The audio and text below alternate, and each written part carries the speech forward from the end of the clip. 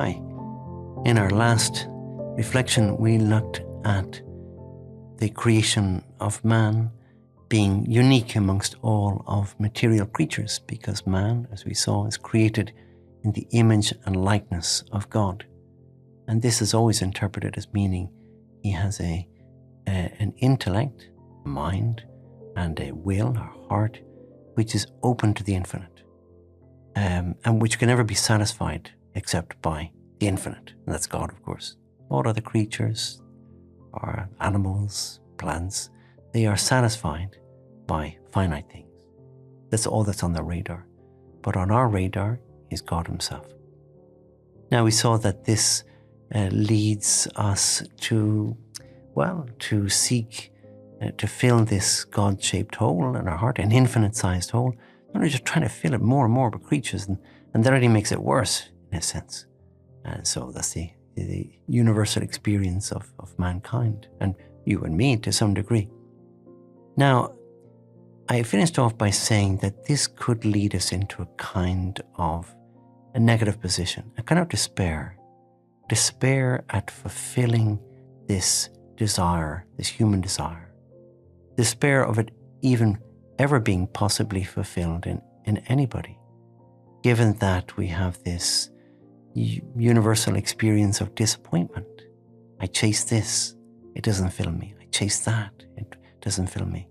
I think it's going to be money. The more I get, the emptier I am. I think it's going to be sensual pleasures, and they leave me with bitterness, and so on and so on.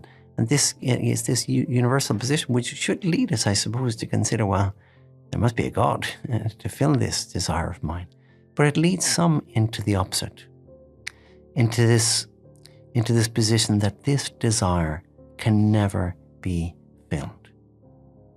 Very famously, Jean-Paul Sartre, the French existentialist philosopher of the last century, he had a good phrase for this, actually. And he said, man is a useless passion. Meaning that he's this passion for, ultimately, for the infinite, something that can never be filled by mere creatures, and it's useless. Very existentialist kind of thing to say. It's useless. It can never be fulfilled. It'll never find the object of its desire. Because he's an atheist, existentialist, no God, and this desire for God is a useless passion. And so, like all existentialists, except maybe the Christian existentialist, he considers man's existence to be fundamentally absurd. We are this useless passion, this crazy desire for something that is not there.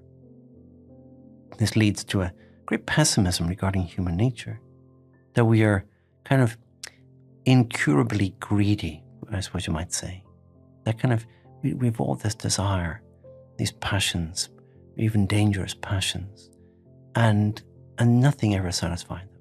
And so there's this suspicion then that we're fundamentally warped, this strange desire.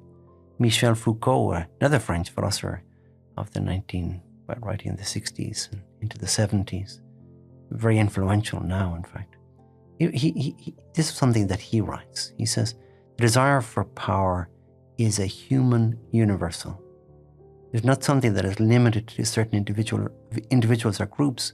Rather, it is a fundamental drive that is present in us all. He's quite cynical, in other words, about us. We're all just in it for power. We just have this insatiable appetite for power. And that's what leads him, certainly, and the many people now who really follow this line of thought, to be very cynical about all human motivations. And in apparently good motivations of people doing good things, there's always the catch. There's always the ulterior motive. They are looking for power. It's very destructive, in fact. The answer to this really is put very beautifully by another philosopher who I suppose could have gone down the existentialist route, because he was profoundly passionate, in a certain sense, sensualist. And that is Augustine, later St. Augustine, who profound, tremendously intelligent, but quite, in a sense, sensualist. And he had his live-in girlfriend, I suppose you could call her, He sought after these pleasures, and nothing ever satisfied him, of course. And he had a very artistic temperament, I think. And this led him searching. And he could have despaired and said, like with John Bossart, man is a useless passion. But in fact, that passion, he followed it to the only object that could satisfy that passion, and that's God. And he became a tremendous, he's a lover of God and all things divine, devoting his life to knowing and loving God. And he has this very famous line, which sums it up really. He says, "You have made us for yourself, O Lord, and our hearts are restless until they rest in you." It's a great description of this. The restless hearts that are just nothing satisfies them. The pleasure, the glory, the money, they're constantly restless. And that's autobiographical, because that was his own experience of life, this restless heart that he had, trying one thing, glory certainly, and going to get a lot of glory, but never satisfied him. The sensualist is satisfying his sensual impulses. Well, neither happy there. And realizing then that this heart of his, this restless heart, only found rest when it rested in God. What a beautiful lesson that is for all of us. This is a lesson that we have to keep learning and relearning. I give you thanks, my God, for the good resolutions, affections, and inspirations you have communicated to me in this meditation. I ask you for help to put them into effect. My Mother Immaculate, Saint Joseph, my Father and Lord, my guardian angel, intercede for me.